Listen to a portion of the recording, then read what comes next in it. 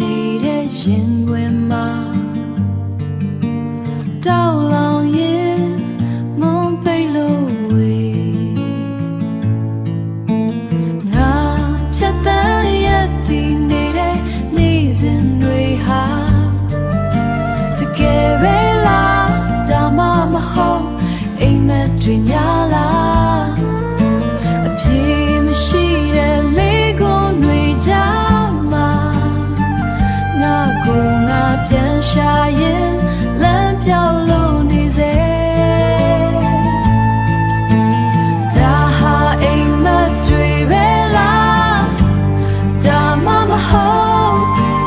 အိမ်မက်တွေပဲဖြစ်နေမှာလား